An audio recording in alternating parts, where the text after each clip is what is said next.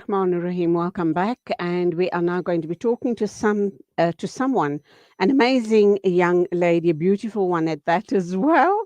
She is an influential philanthropist. She is a Bham Ismail, someone that I know very well, and someone who does amazing work with girls, women, mothers, and children. Today, we're going to talk with her regarding a safe haven for women, something I believe, Marv, is long overdue within our community. Zaheerah Bham Ismail, Assalamu alaikum to you. Welcome to the program. Walaikum salam wa rahmatullahi wa barakatuh. Shukran for having me on air. Auntie Julie, it's always wonderful sharing a platform with you. Likewise, likewise. Zahira, would I be correct in thinking that perhaps certain sectors of our community would feel that it's not necessary? As a Muslim community, we have the resources, we have extended families who have the necessary resources to assist our mothers, our daughters, and our children in need. Why would there be a need for a safe haven for women? Your thoughts? I think it's such a valid question. And a few years ago, absolutely. I think many of us would have thought that, much like the same way we would have thought there's absolutely no need for frail cares. But Absolutely. as our communities grow, as things are changing, we realize that to be able to put out these kind of facilities lends along and goes a long way in providing a support network for women who don't necessarily have that support within their own families, and not even that, sometimes just have to be removed entirely from the situation to be able to heal properly. And I think being able to afford, not just afford, but to be able to provide these safe spaces, not necessarily just for women who need a place to stay, but women who need a space where they can just come to even during the day and feel a sense of safety, is something that is incumbent upon all of us as a community to be able to provide. Years ago, Auntie Julie, you'll remember when the drug scourge started, many of us said, oh, we don't have a need for these organizations, our community is fine. And later on, we saw actually we did need it. Same thing with the frail care, and now same thing with the safe havens for women. And all of the issues that you've touched on, very sadly, we may have facilities in place, but those situations have actually gone much worse. Yes. As the generations are growing, we can't seem to stop these type of scourges in our community, and I do believe so much more work has to go into addiction counseling, uh, spaces for where young people can heal, and then also the issue around frail care. And it all comes at a price. It comes at a huge, huge cost. It does, and Auntie Julie, I think that's the one thing. And I remember one of my colleagues on the board said to me, "This is Allah's work, and don't worry about how the funds will come in. Whoever Allah is destined to be sending it via them, it will come via them." And that's the one thing we haven't worried about, because while it is something we have to actively work on to be able to raise these funds, I must tell you, I feel that it's more responsibility on all of us as a community, because if we think it doesn't affect us, we don't need to worry about it. We don't know what our situations will be like within the next 5 or 10 years or 15 years, and who may need this. And this is the thing that Oops. I do hope and pray. Oh, there you go. Okay, I've got you back. I can't hear you. I've got you on screen, but I can't hear you. We've lost your sound. We're going to try and reconnect. Please stay with us.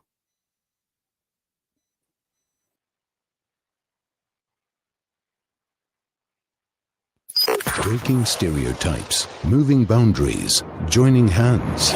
Salam Media.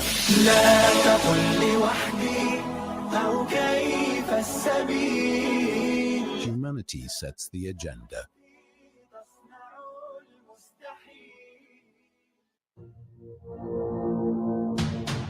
The people of Palestine need your support now. Africa Muslims Agency is on the ground, already providing food, medication, and emergency supplies in Gaza. Donate any amount to Heal Palestine at africamuslimsagency.co.za. Africa Muslims Agency, empowering, educating, inspiring. When the perfect blend of stylish decor, exquisite halal cuisine, and warm hospitality come together, it could only mean Al Bayt Lodge, your true home away from home. Al Bayt is the ideal heaven for families, business people, and tourists with its 4-star family rooms and other luxurious facilities. Conveniently situated close to Port Elizabeth Airport, the beach, and other amenities, your stay will be truly unforgettable, as you'll be taking home lasting memories of the warm hospitality, the serenity and tranquility that Al Bayt has to offer. For reservations, call 041 583 6415 or visit www.albaytlodge.co.za. Listen to something fresh. Listen to Salam Media. Okay, we're back with you and Zaheerah Bham Ismail, influential philanthropist. We are talking about a safe haven for women. Back to you, Zaheerah. When we lost you, what were you saying? I was saying, the thing is, we can't absolve ourselves of the responsibility thinking it doesn't affect me. The truth of it is, if a problem affects anyone in our community, it affects all of us. And we don't want to wait until 10 or 20 years later and we go, oh, we should have done something back then. So this is a responsibility on all of us within the community to be able to contribute and provide these safe spaces for women. And Auntie Julie, we actually started one about a year and a half ago. It's an hour and a half away out of Johannesburg. And this provided a very safe space for women who were in very dire circumstances, who we urgently had to move out to be able to keep them safe. And those women did very, very well in those environments. Subsequent to that, we found that where we were lacking was being able to provide a space for women who were working or women who had children who were going to school.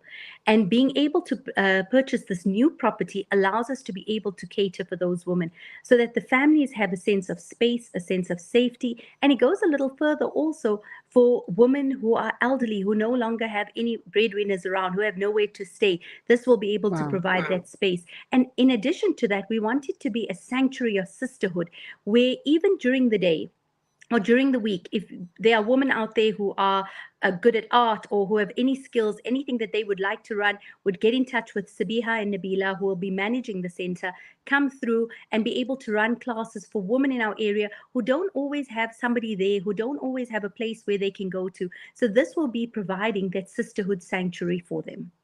So, how many people would it accommodate at any given point in time? How long, the duration of each woman's stay? Because obviously, it's not going to be practical to keep a person indefinitely.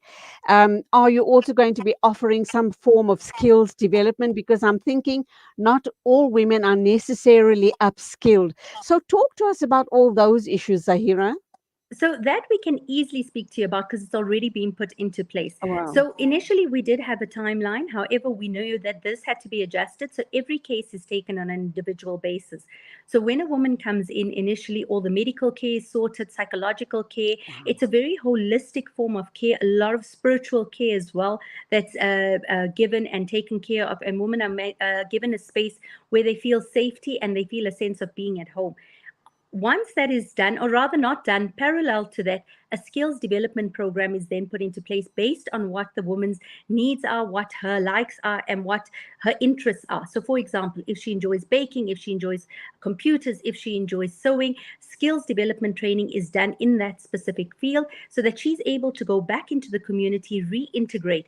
It's all about giving back with dignity, and for these women to get back into the community, being able to stand on their own 2 feet and not needing consistent assistance from others and being a recipient, but rather a giver into the community again. And how many people can you accommodate at any one time? Currently at this place, we will have 15 rooms, but some of the rooms have space for more than one. But we're going to say 15 at this point, but we will be able to assist at our other facility as well for the severe cases that need to be removed for safety reasons. And even that 15 is not going to be really addressing the dire need in the But community. Auntie Julie, what we're finding, and this is why we found the safe sisterhood sanctuary becomes so important, where women can just come in on a daily basis. What we've also found is a lot of women are too scared to follow through on their cases. So they get to the cop stations, they get to the social workers, they're afraid of what the community will say, they're afraid of the backlash from their spouses, they're afraid of how they'll end up on their own again. So a lot of them actually end up going back to these homes. So while you be saying the 15, bear in mind that it comes and goes, and those numbers shift all the time. So for us, it's just being able to say we will always have a space, and if we don't, we will always make a space for the women who need it. In terms of follow up for very many of those women, as you've indicated, will go back to the homes they've come from. They feel healed, they feel more empowered, they feel safe knowing that they can fall back on you. They've been upskilled in the process as well. So they go back to those homes.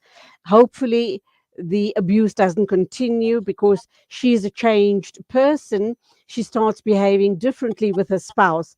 But is there any monitoring system that would be put in place to just check that she is okay? So we always do. We always keep in touch with them. For the women who go through the full program with us, they seldom go back there.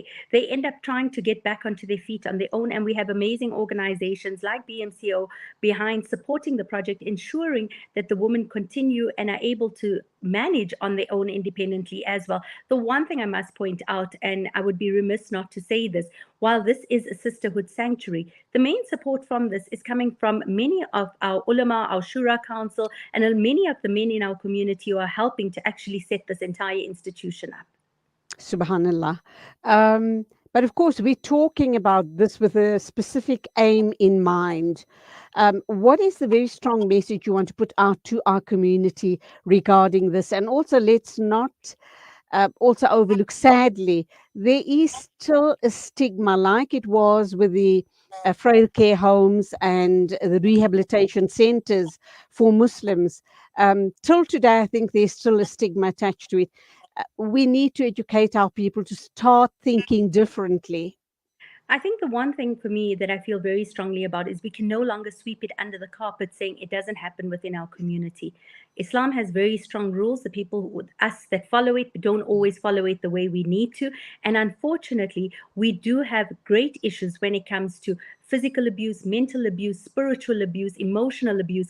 And it's more difficult also with the abuse that we can't see the physical scars on, but these women are walking around absolutely shattered. And for me, the message is, don't mistake that it's to people you know. Don't think you live in a certain community and it absolves you from this kind of abuse, or you belong in a certain area and it absolves you from this kind of abuse. You have no idea what women are going through. And to the people who are watching this or hearing this, you need to think about, what if it was my daughter? What if it was my sister? What if it was my wife? What if it was my mother?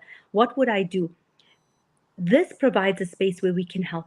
And this provides a legacy for us that even if we are not around, we want this work to continue, that our daughters never feel a sense of being alone in this world, that no matter where they are, no matter where they stand, they'll always know there's a sense of belonging for them, a place that will provide them with a safe haven from an Islamic perspective. And that's the most important thing for us. We don't want to lose any of the women or girls in our community because they thought nobody was there for them, or that there was no place where they could go to and there was no one that they could turn to. We're saying to you, we're providing that. We're making sure those support systems are available. We're making sure the safe spaces and havens are available for you. And we will continuously work to ensure that you have those safe spaces provided for you. And like you mentioned at the beginning, everything comes at a cost. And all we're saying to everyone is, even if you can afford to put 10 Rand, put 10 Rand towards it. Every single cent matters and it counts and it goes a long way. And we have no idea where the barakah of the funds will come from. So please assist us in being able to make this a reality, inshallah.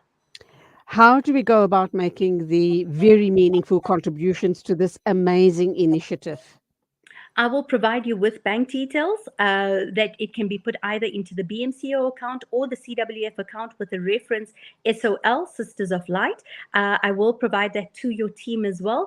And Right. please do share it for us. We'll be so ever grateful for that. And like I said, no cent is too little for this project. Zaheerah, is there one contact number that a woman in a dire situation, feels that if I just make this phone call, maybe they'll fetch me from where I am Yes. and take me to a safe place? Is there such a number available? Yes, there is. There actually is. The person to get in touch with is Sabiha. I will pass on her number to you shortly. But just in that regard, also, women don't have to feel that, oh, I have to get to them. Almost every security team in every area has been committed to assisting us, have been helping us, have been assisting with picking women up, getting them to safe zones. We've got an amazing lawyer on our team as well who's been assisting selflessly and with all her time and effort. So in that regard, if anyone needs help, please just contact us. Auntie Julie, I will send you both Sabiha's number, Great. Nabila's number, and please contact us at any time and we'll do the best that we can to be able to assist. We'll put all of those numbers up on our socials.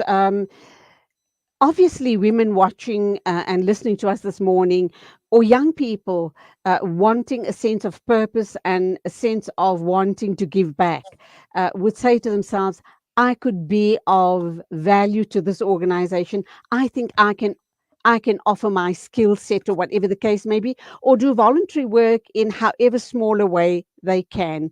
Is that a Absolutely. possibility?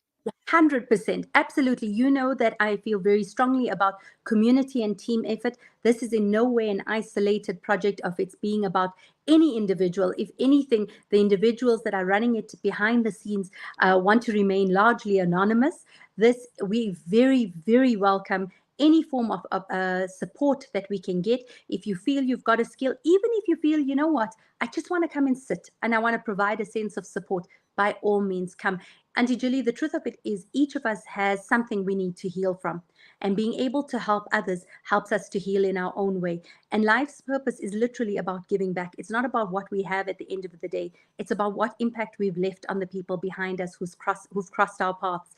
And I firmly believe that, for example, this conversation, the people who are listening to it, nothing is coincidental. If you are hearing this, Allah's put it in your way for a reason, and there's something we're meant to do about it. And if we don't, the winds of opportunity continue and Allah passes it on to the next one. So may Allah always keep us where we are most needed, and Allah uses us for His work, inshallah. Subhanallah, and you carry on. I mean, from the time I got to know you, you've been doing, uplifting the community in any and every way you can. Allah has truly chosen you and many like you in our community to do the selfless work. May He truly, richly reward you for your efforts, inshallah. For us all, because we truly Ameen. a sum of all the people around us and the duas of our elders. And Auntie Julie, you are included. You've been an absolute Ameen. inspiration and continue to guide us along our journeys. And I think we never get to do anything we do without the support of the people around us. Always a pleasure talking to you, my lovely Zaheerah. You go well. Continue the amazing work. Till the next time, as always, Assalamu alaikum to you. Wa alaikum salam, jazakallah, and I hope to see you visiting the center very, very soon. We will be having an open day and I will send you information on it. I hope to have you there on the day as well. I certainly look forward to it. I definitely will attend, inshallah. You go well. And of course, we're moving on 9:52 news and views, wrapping up now with labor lawyer and mediator Patrick Deal. He will join us in literally a minute.